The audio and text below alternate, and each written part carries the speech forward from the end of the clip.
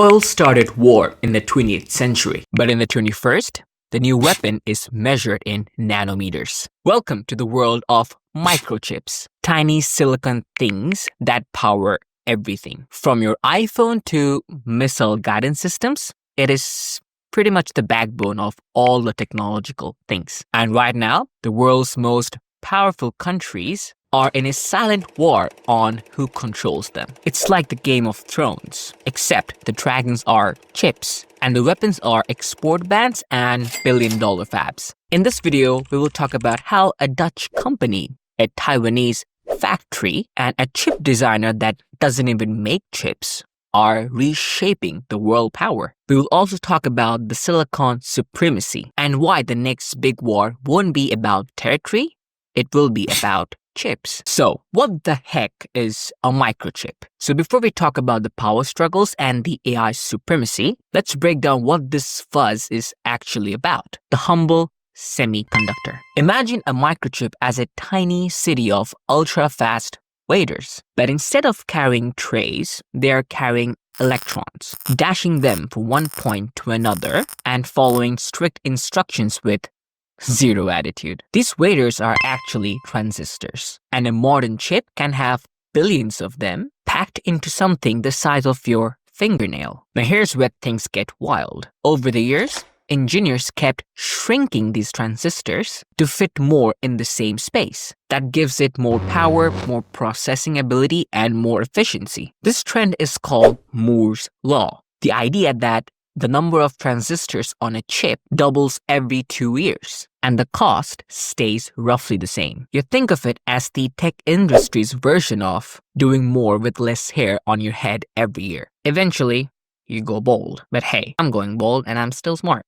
So when you hear terms like 7 nanometers, 5 nanometers, 3 nanometers, that's the distance between those transistors. The smaller the number, the more powerful the performance and more efficiency. And that's why these chips are such a big deal. Whether it's your iPhone, your car, your washing machine, every bit of tech has those chips in them. They are the unsung heroes of the modern civilization. Except now, they're becoming the most fought over asset on Earth. Now, as we know why the microchips matter, let's talk about the 3 big titans that are actually making the product. First up, Nvidia. Nvidia started out making graphics card for gamers, basically helping teenage boys see more pixels per explosions in Call of Duty. But somewhere along the way, researchers figured out that Nvidia's chips were perfect for training artificial intelligence because their GPUs could do millions of calculations in parallel. Fast forward to today, Nvidia isn't just a chip company. It's the backbone of the AI revolution. It used to care about pixels, now it prints trillions of dollars in the bank. Now let's talk about TSMC. Now here's the plot twist.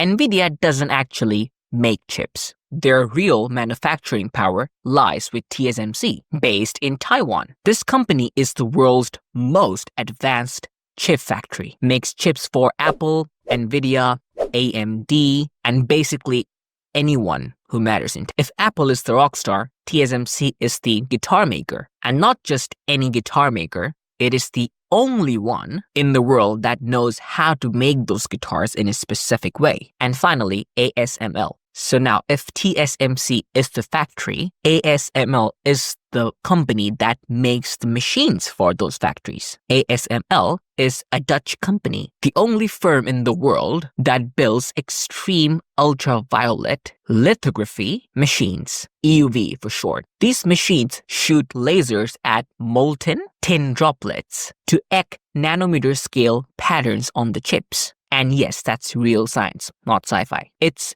Dutch engineering at its finest. Kind of what happens when stoner brilliance meet true precision. Without ASML, no, even TSMC, can make the world's most advanced chips. That's how critical they are. So there you have it. Nvidia designs, TSMC builds, and ASML enables. These 3 aren't just companies. They are the holy trinity of modern technology. Now here's where things stop being too technical and gets geopolitical.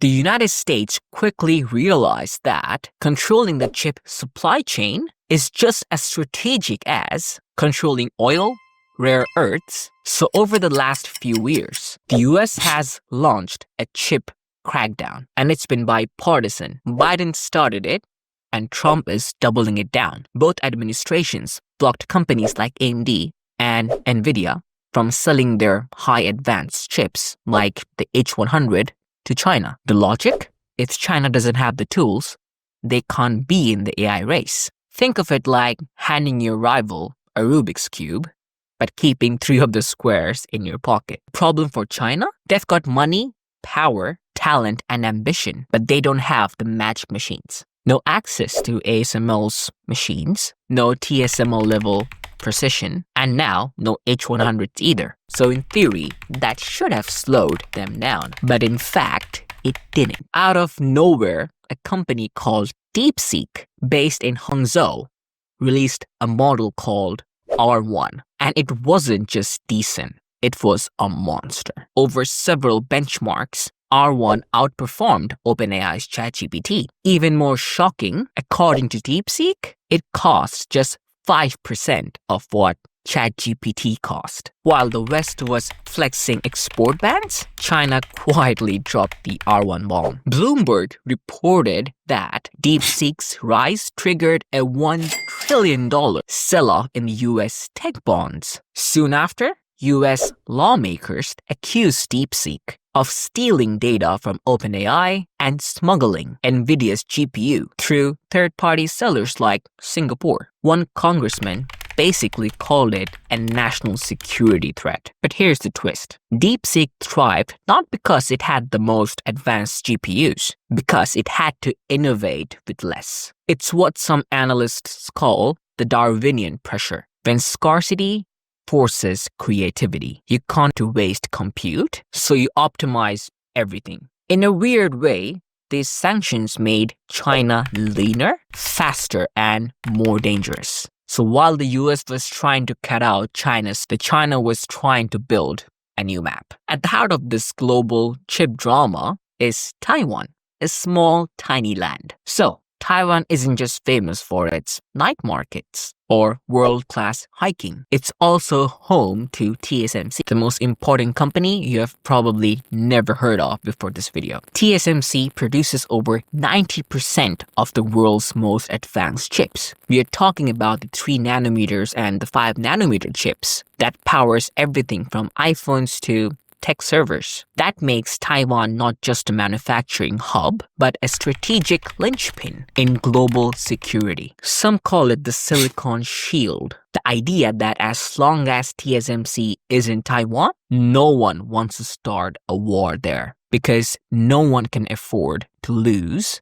the world's chip supply. So why the US cares so much? The US says it will defend Taiwan to preserve democracy, which is very noble of them. But let's be honest, it's also about silicon. If Taiwan falls, China doesn't get territory, it gains the factories that build Nvidia's and Apple's future. That's why TSMC has become Taiwan's geopolitical insurance policy. It's protected by how much everyone needs its chips. If TSMC were a person, it would walk around Taipei in a tuxedo made of lasers, flanked by security guards, whispering semiconductor jargon, and yes, probably be guarded like Beyonce. It's that valuable. So whether you are in Washington, Beijing, or Brussels, the road to AI dominance, military superiority, and economic growth all run through this island, which makes Taiwan the most high-stakes bottleneck in modern history. So now that we know who's in the game, what they're fighting over, and where the battlefield is, the big question is, what happens next? The US is investing tens of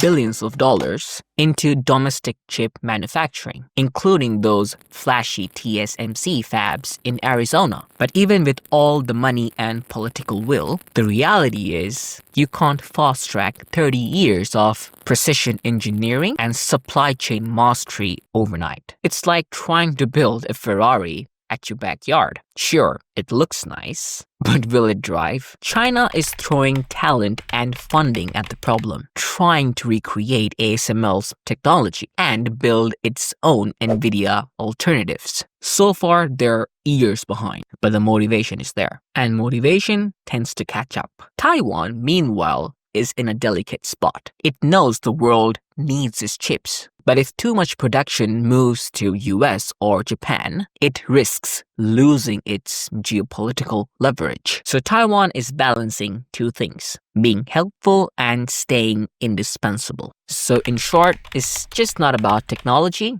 it's about power, survival, and who shapes the rule of the digital future. So let's recap this silicon chessboard. Microchips aren't just technical marvels, they are the fuel of the modern world. We have got Nvidia designing them, TSMC building them, and ASML supplying the machines that does all of it. Meanwhile, the US is trying to control the board, and China is trying to rewrite it. And Taiwan is the board. Because in the end, it's just not about chips, it's about power, patience, and a whole lot of thin droplets hitting lasers at 50,000 times per second. If this video made your brain overheat like a 5nm chip, please give a like. Or share it with someone who thinks AI is just ChatGPT asking for your birthday. And yes, see you next time. Hit subscribe. Bye-bye.